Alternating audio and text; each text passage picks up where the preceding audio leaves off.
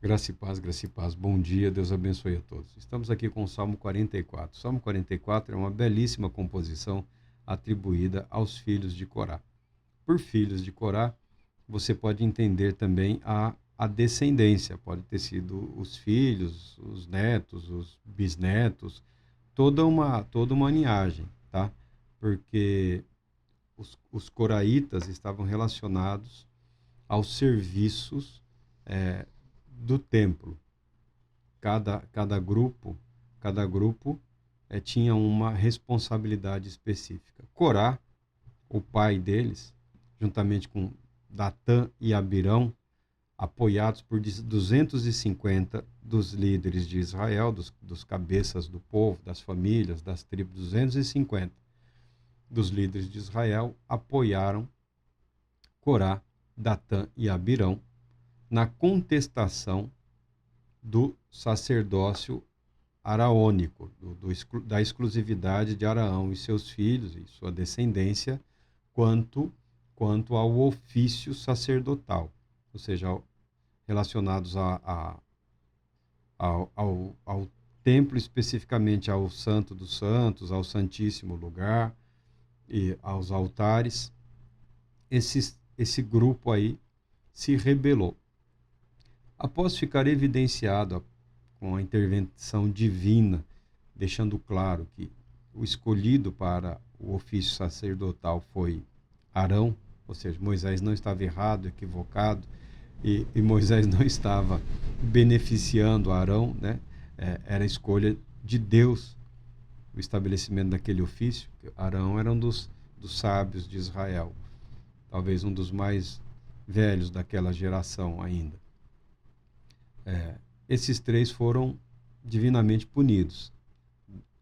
Datã, Corá e Abirão e também os 250 representantes do povo que apoiaram a rebelião foram divinamente punidos.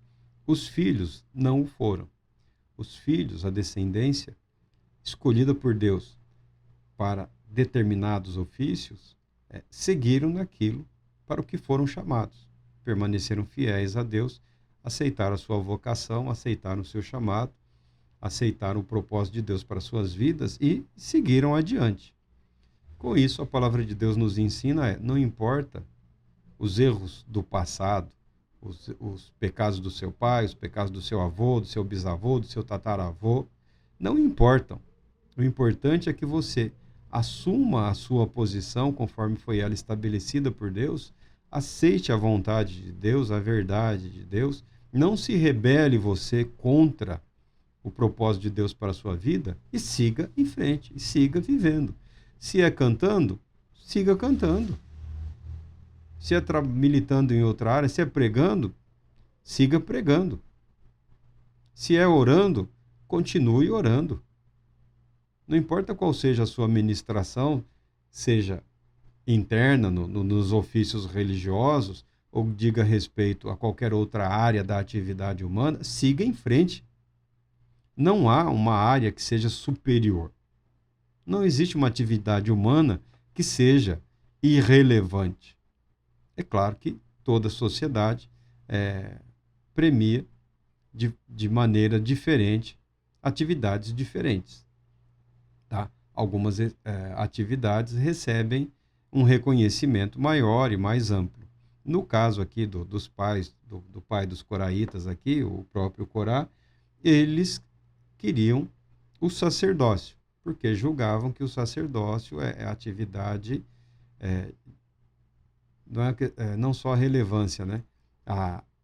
O respectivo reconhecimento social ou político ali, né? O sacerdote estava lá no topo. Mas não existe atividade que não necessite de atividades apoio.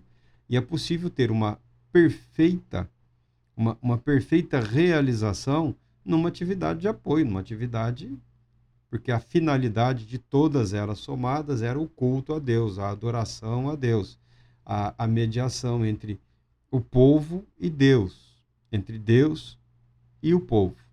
Então, um passado ruim, um pai ruim, um avô ruim, ou um tataravô, ou seja lá o que for, não é motivo para timidez. Não é motivo para timidez. Aceite o plano de Deus para a sua vida e siga em frente. Os coraitas, ao prepararem este salmo, eles estavam refletindo sobre alguma dificuldade do povo de Israel naqueles dias. Eles falam: ó Deus, ouvimos com nossos próprios ouvidos nossos antepassados nos contarem os grandes feitos que realizaste na época deles, nos dias do passado distante. Ou seja, o que nos motiva, o que nos fortalece, o que edifica a nossa alma, o nosso espírito, é o agir de Deus através da história, abençoando e restaurando vidas. Não estão pensando aqui lamúrias pelos erros do passado. Estão se buscando fortaleza, estão buscando inspiração na fidelidade de Deus através de toda a história. E eles dizem aqui, né, esses textos aqui ofendem a suposta dignidade teológica aí de alguns jovens, né, que até uma época criaram uma tentativa de justificar os salmos imprecatórios e tal. Mas os compositores dizem: graças a ti destroçamos nossos adversários, pelo teu nome pisoteamos os que nos atacam. Foi sempre pela graça de Deus, eles reconhecem que eles haviam saído vitoriosos, vencedores, alcançado liberdade e perfeita paz naqueles dias. Dias terríveis, dias de violência. Eles falam que a vitória e a paz do povo é decorrente do agir de Deus. Mas tu nos concedeste vitória sobre nossos inimigos e humilhas os que nos odeiam. Mas em algum determinado momento, isso é a cultura do Oriente Próximo, como eles chamam ali, o pensamento atribui a Deus o poder para governar em todas as circunstâncias. Então não é incomum você ver composições, salmos, provérbios, atribuindo a Deus até o mal, coisas más. Eles dizem aqui: entretanto, nos rejeitaste e envergonhaste, e já não marchas com nossos exércitos. Fizeste-nos retroceder ante o inimigo e permitiste que fôssemos saqueados por nossos adversários. Nos entregaste como um rebanho a ser devorado, e entre muitos povos nos dispersaste. Por quase nada vendeste o teu povo, nem mesmo valorizaste o preço. Né? Eles atribuem o mal a Deus. Não estão preocupados com a reflexão filosófica a respeito da origem do mal, a respeito das consequências do pecado ou dos atos. Ele está dizendo, simplesmente usando todos os recursos históricos e poéticos à disposição dele, ele está dizendo pura e simplesmente: estamos vivendo o abandono.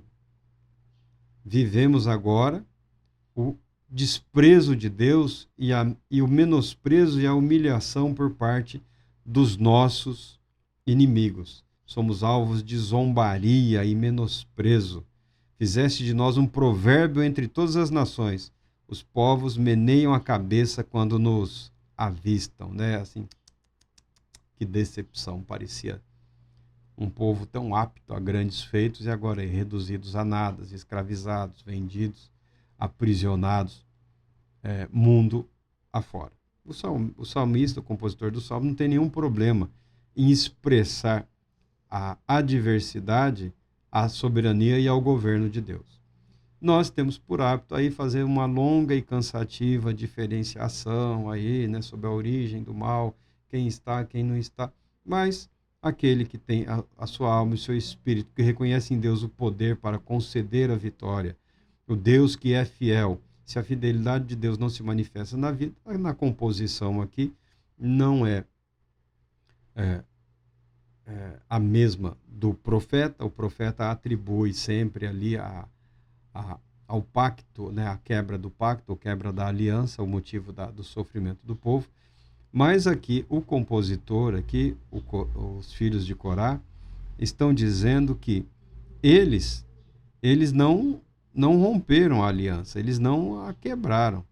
Eles, enquanto ministros de Deus permaneceram fiéis a Deus e estão padecendo as mesmas dificuldades que o povo padecia naquela época. Porque ele diz: tudo isso sobreveio a nós sem que nos tivéssemos esquecido de ti, nem houvéssemos traído a tua aliança. Ó Deus, nós somos fiéis e o Senhor está nos tratando. Lembra Jó, né? Lembra toda a sabedoria proverbial do Oriente, né? Nós somos fiéis, nós temos permanecido fiéis à tua aliança e o Senhor nos trata como se fôssemos infiéis. Contudo, tu nos esmagaste e fizeste de nós um covil de chacais e com densas trevas nos cobriste. Se porventura houvéssemos esquecido o nome do nosso Deus e tivéssemos estendido nossas mãos a qualquer outro Deus, não o teria Deus percebido tal afronta? Pois ele é quem conhece todos os segredos do coração. A busca pelo favor de Deus. A busca pela bondade, misericórdia e compaixão de Deus. Lembrando a Deus da fidelidade dele para com todos aqueles que o temem. Agora, vejamos a parte assim, de uma beleza sem precedentes. Entretanto, por amor de ti, somos entregues à morte todos os dias.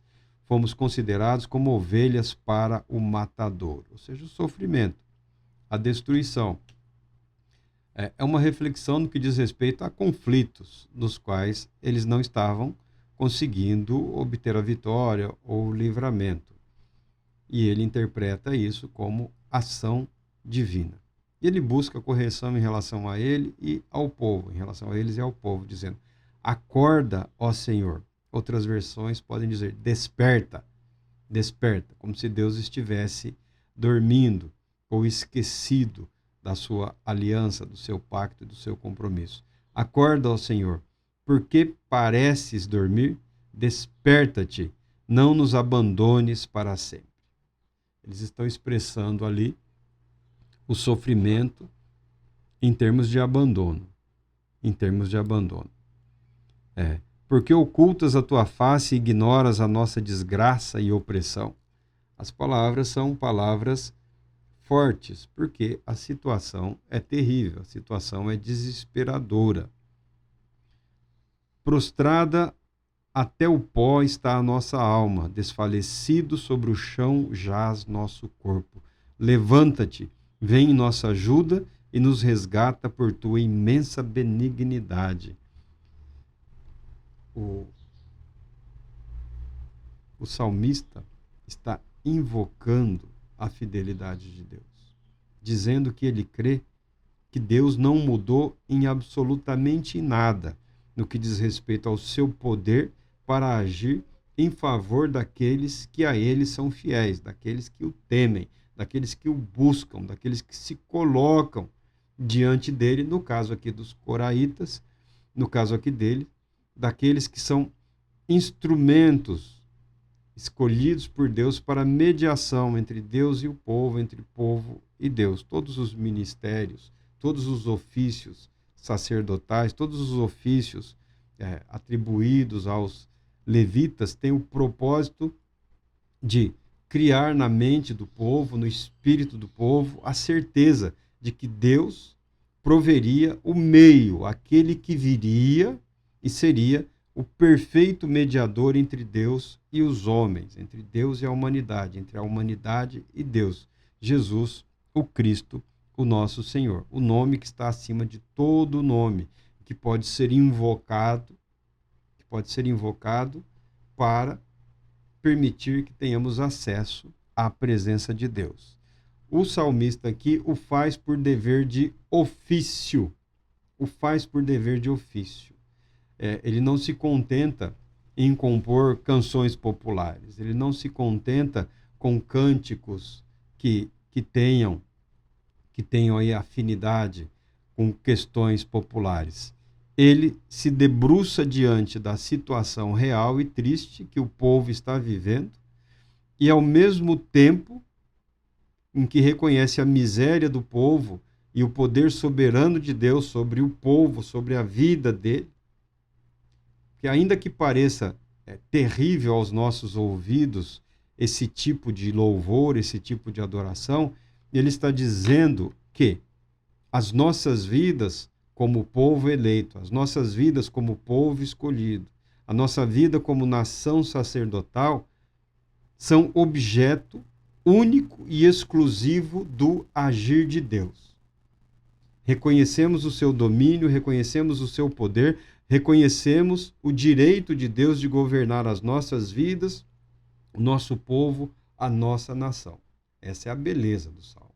Quando você transforma palavras difíceis ou expressões difíceis de engolir, ele está dizendo: Senhor, somos teus. Se o Senhor nos trata como se nada fôssemos, ainda somos teus. Se o Senhor ignora a nossa dor, a nossa aflição, a maneira como temos sido humilhados, desprezados, dispersos pelo mundo, permanecemos teus. A tua aliança conosco não foi rompida, ainda que um ou outro, mas o fato é que nós, enquanto povo de Deus, permanecemos fiéis à aliança estabelecida. Não ignoramos o teu nome, não invocamos outro Deus sobre nós. Reconhecemos o seu divino poder para fazer o que bem entende da nossa vida. E reconhecemos a tua graça, amor, bondade e fidelidade para com aqueles que sempre temeram o teu nome. Reconhecemos o teu direito de nos deixar sofrer, de permitir o sofrimento, de permitir a dor, mas reconhecemos ainda mais o teu divino poder gracioso para restaurar todas as coisas conforme a tua vontade, conforme a tua palavra. Por isso ele pode dizer: por que oculta a tua face e ignoras a nossa desgraça e opressão? Por que oculta de nós a tua bondade? Aceitamos a tua severidade, aceitamos a tua justiça, experimentamos o castigo. Por que permaneces como que não olhando para tudo isso, uma vez que nos voltamos sempre para ti?